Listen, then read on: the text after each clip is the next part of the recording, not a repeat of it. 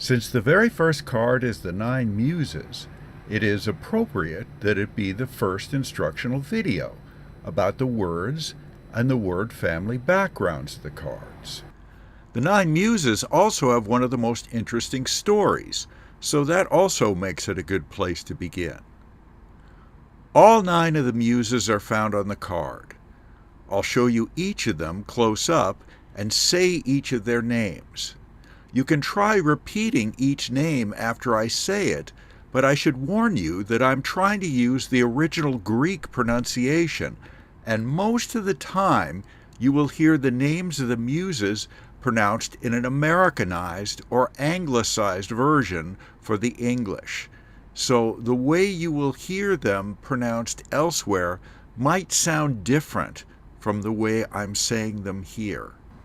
Terpsichore is the muse of dance. Polyhymnia is the muse of sacred poetry. Thalia is the muse of comedy. Urania is the muse of astronomy. Efterpi is the muse of music. Erato is the muse of lyric and love poetry.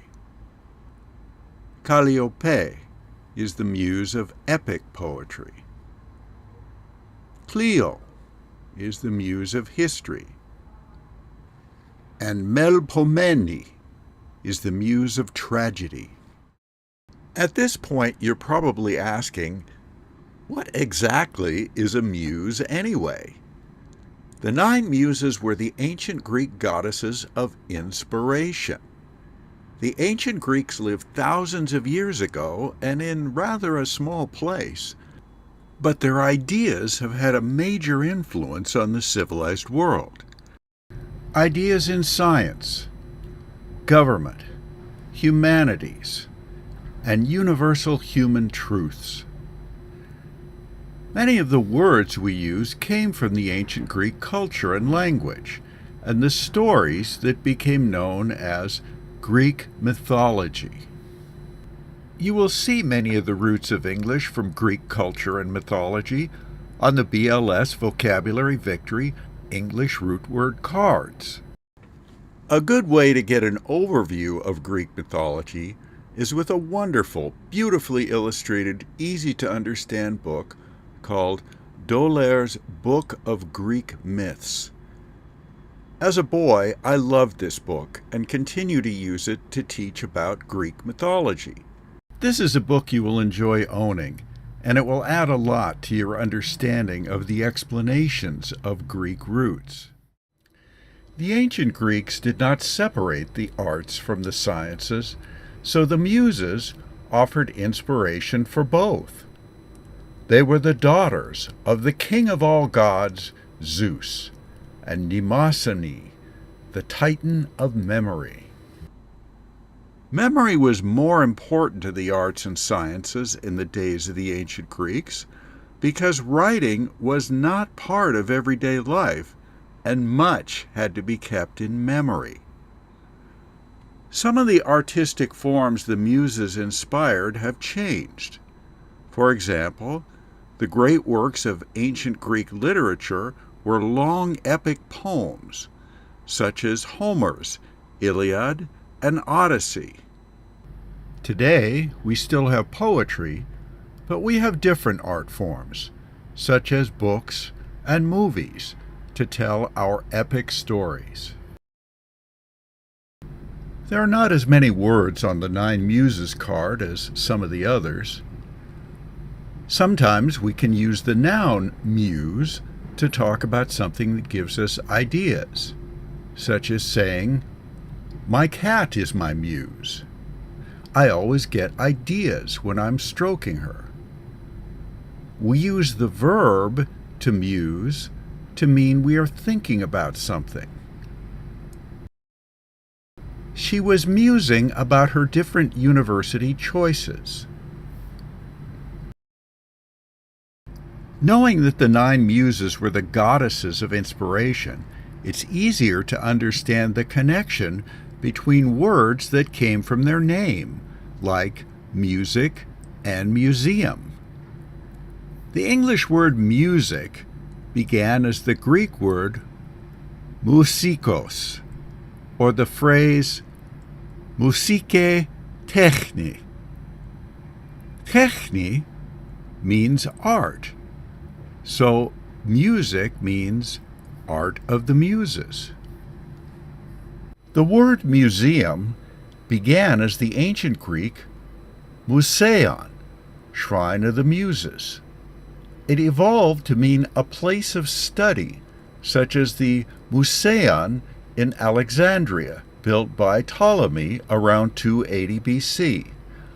By the 1600s, it had evolved further to its present meaning as stated by the Oxford Dictionary: a building in which objects of historical, scientific, artistic, or cultural interests are stored and exhibited. A word derived from the Muses that has an interesting relationship to museum is mosaic.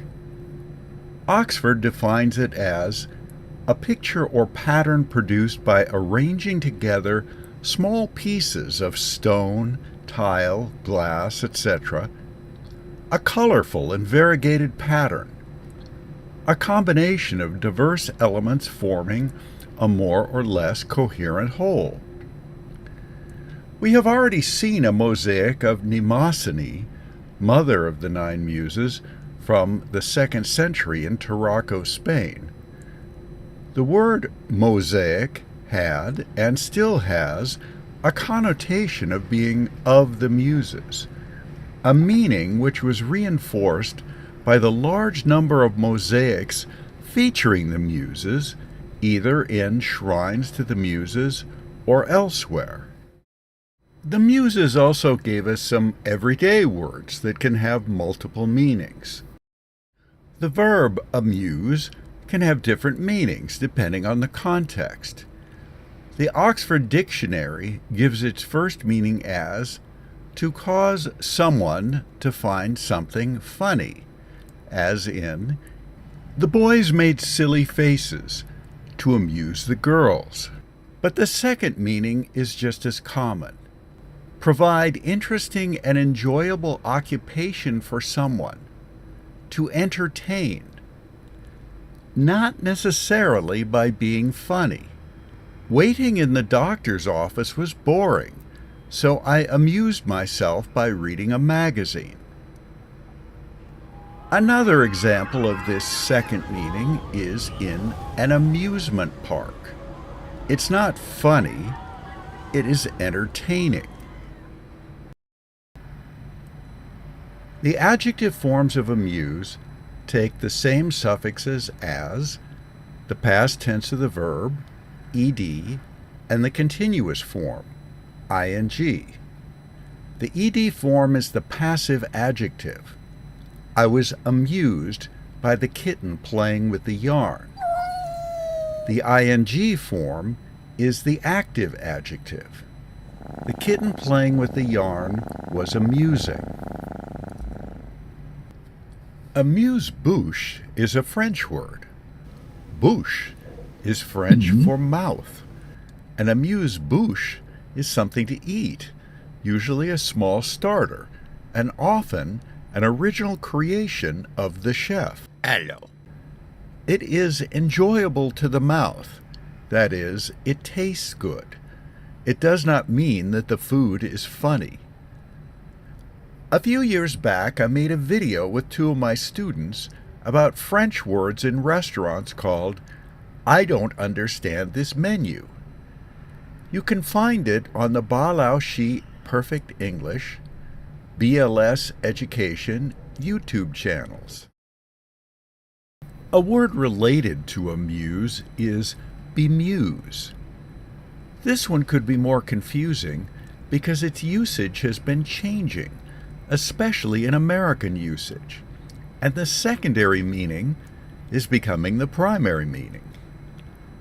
Oxford says the verb to bemuse means puzzle, confuse, or bewilder someone. but it's most often found as a passive form adjective. Bemused. Here, Webster's dictionary's definition gives you a better idea of how the word is increasingly being used. Having or showing feelings of wry amusement, especially from something that is surprising or perplexing.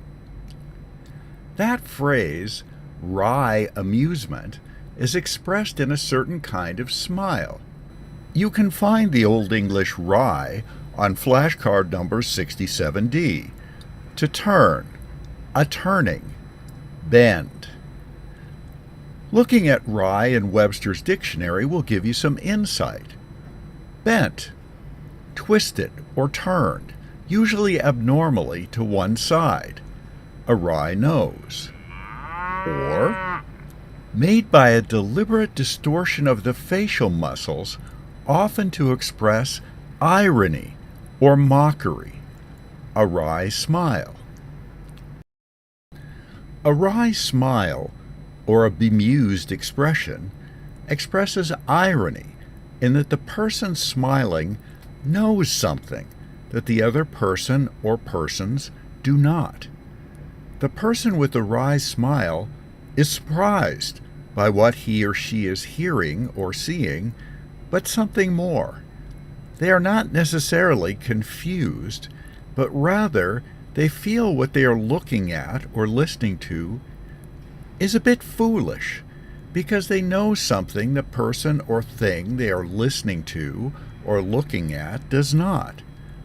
So a bemused expression is increasingly coming to refer to an expression of irony rather than confusion. Well, that's all I'm going to say about the Nine Muses card. I hope you enjoyed the video. Please like it if you did and leave your comments below. And please subscribe so you don't miss any of our upcoming videos. If you don't have the flashcards, you can purchase them from our website. If you have any questions, please email us. Have a good day, and may the Muses bring you inspiration.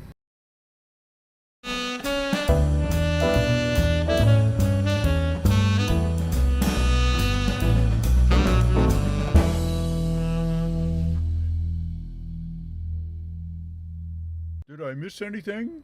Hello, did I miss anything? Oh,